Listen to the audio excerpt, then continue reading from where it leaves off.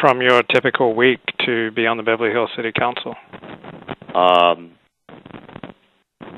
That's an interesting question because it increased dramatically during my last 4 years because of a rotation system on seniority, and because one person was not reelected and another decided not to run. I ended up being mayor in the first year of my second term and the fourth year. So I was mayor 2 out of 4 years. And in the fourth year, we had the Montage Hotel development, which was actually put on the ballot. So I was probably spending about 35 hours a week in my last year in office as mayor. That's crazy, isn't it? Kept me busy. How on earth did you keep a legal profession going while you're having to spend so many hours on city council stuff? Well, I'm very fortunate. I have a family partnership. I'm partners with my brother-in-law and with my son, and you just actually during that period of time, I was just reading all the time. I was either reading, out for coffees, supporting the project, or conducting hearings. We had one hearing where we had 106 people that wished to speak on the Montage project. So it was exciting times, and sort of burning the candle at both ends. What surprised you from your time serving on the Beverly Hills City Council? The most pleasant surprise is that if you're willing to work hard, government does work. Our representative system of government can actually get things done. It is a very good way to allow people to express themselves.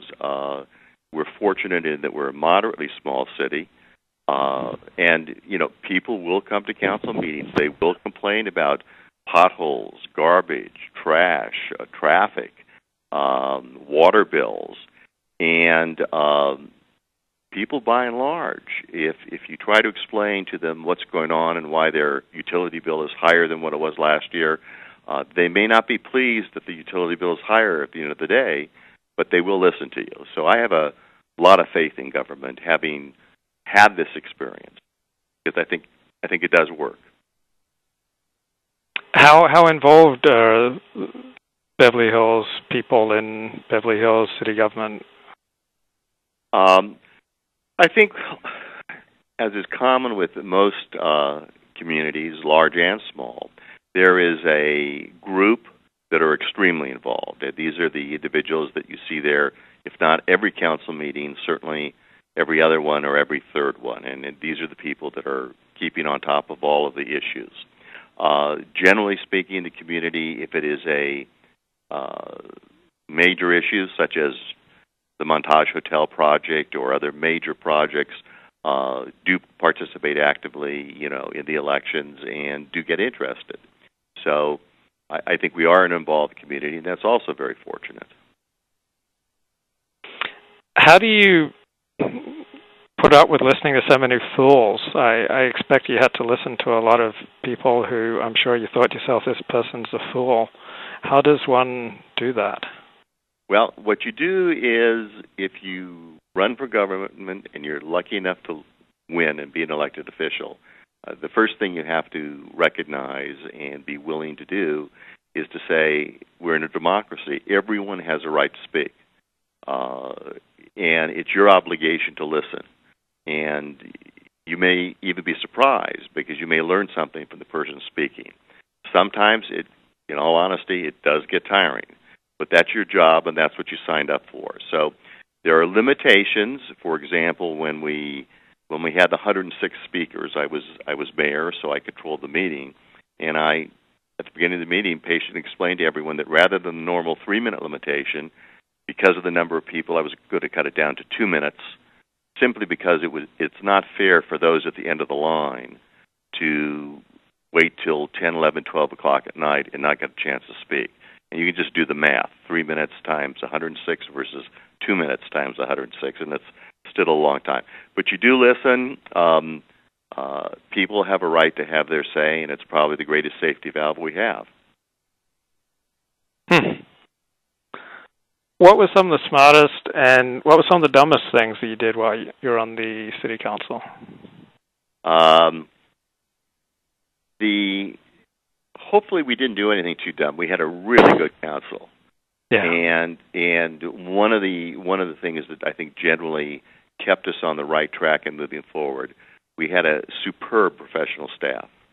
So if the council at any time was getting near areas that were really not sound, you'd have our city manager or our police chief or our fire chief or one of the other heads of the department say, that's really a difficult place to go for these reasons, and because we had such a high respect for our staff and because they were so good, we generally stayed out of trouble and made some real progress. And what were some of the smartest things that you think you did as on the city council? Few areas of big ticket projects. We totally rebuilt our second largest reservoir in the city. We installed fiber optics throughout the city, really taking us to a level where we now have an infrastructure in fiber optics that gives a great opportunity in the future for communications on devices that I am so old that it's difficult to imagine how much information you can get so easily. The Montage Hotel project was an unbelievable development project for the city. We did the Crate and Barrel project. We did the urban redesign, redesigning our downtown center city. So we accomplished, I think, quite a lot. It was quite exciting. It was a lot of brick and mortar work. In addition, we have been, I think, the number one city in supporting our school district, which school districts are an independent state entity.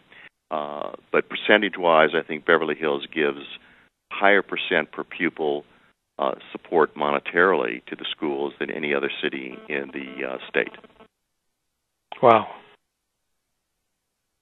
Were you in town the night of the LA riots, and do you have memories of that experience, and did you have any concerns for Beverly Hills?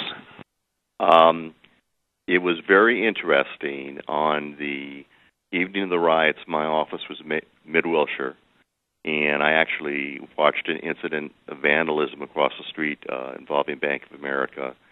We dismissed our staff. We made sure that all the secretary and staff got to their cars, and then I started driving home, and I basically hit a roadblock. Basically, Beverly Hills Police Department closed the city. Told them that I was going home, gave them my address, they checked my license, and I was allowed in. But I was never concerned. Our police department is fantastic. Extremely polite, but very thorough. We had no incidents at all in Beverly Hills. Is there anything that you miss about being on the city council? Yes, I miss the process. I miss having the ability to help good projects move forward. I'm still engaged in the city, but obviously the position on the council allows you the opportunity to have the greatest effect on improving the city and moving it forward into the future. So I had a great time. I thought my 8 years were wonderful. I wouldn't trade it for anything, and I'm glad that we have good people there now. Do you have any interest in pursuing further political office? Absolutely not. I will not run if selected, and if elected, I will not serve. Not quite Sherman, but pretty close. I like to go home at night. I mean, and so this was a perfect run for me, and I enjoyed it, and it's something I would urge everyone to get involved with. You don't have to be on the council. There's commissions. There's a ton of stuff, and it's very rewarding emotionally. Where did you learn to play nicely with others? Depends who you ask. Some people might not feel that way, but one of the things that I thought, and I think I just basically picked it up in practicing law